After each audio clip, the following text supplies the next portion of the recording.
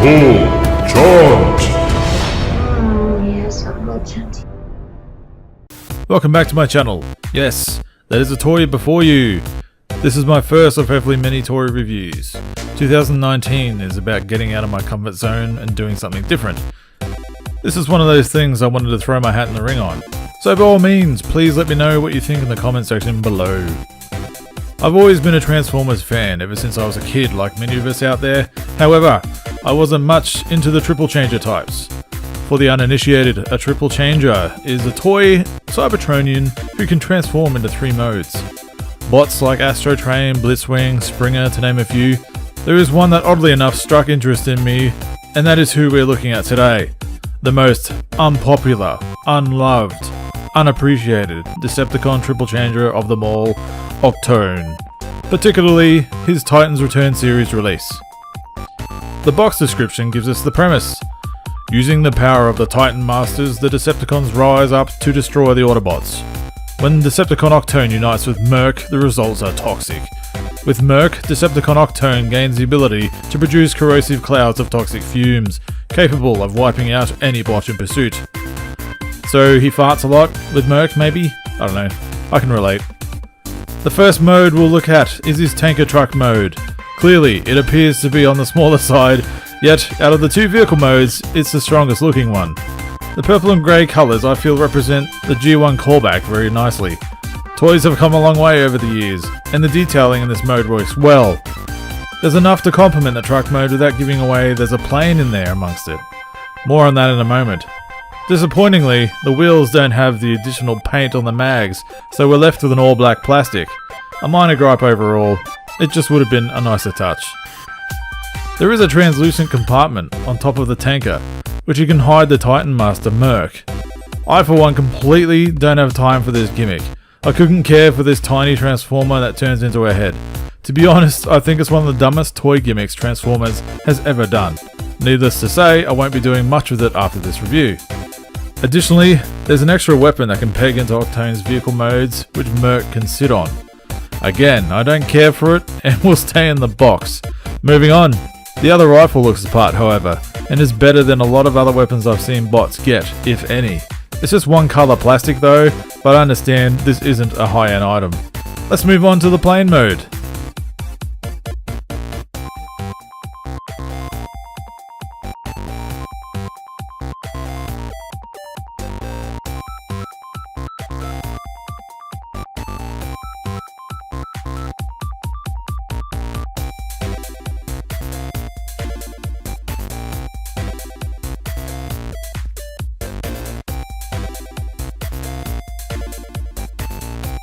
As you can see, it remains inherently Octone, with some truck cab kibble at the back. As I touched on earlier, I believe this mode suffers the most of the 3 modes, but acceptable concessions are to be made. Otherwise, this is a feasible mode. However, I don't like how the wings don't plug into anything for stability, you just put them in place. Again, another minor gripe. With a new nose cone in the front and the plane detailing more in this mode, I'm amazed at the engineering in some toys in the modern years. There's not much more to look at in this mode, so let's move on to the bot mode.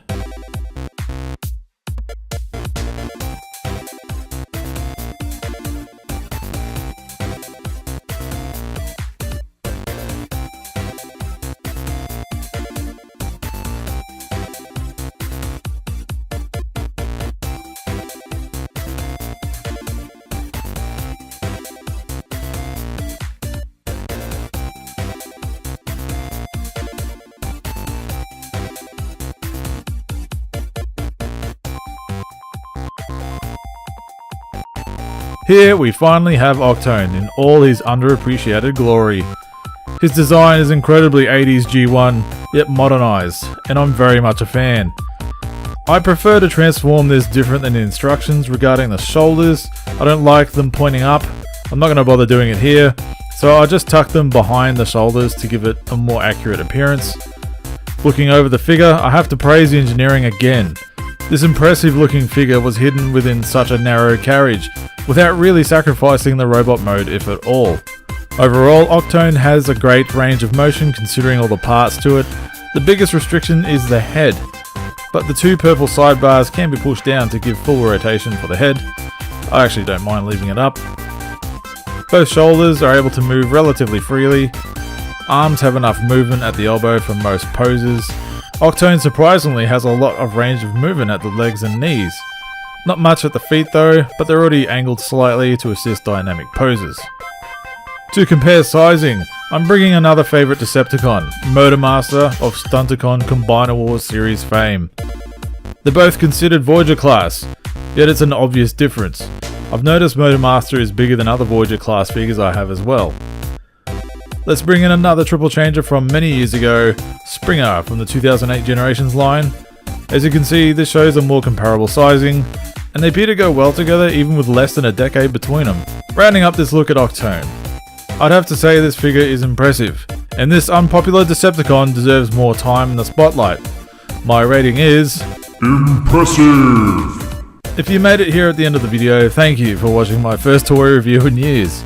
I hope you got something out of it, and until next time, toodaloos. Like, comment, subscribe.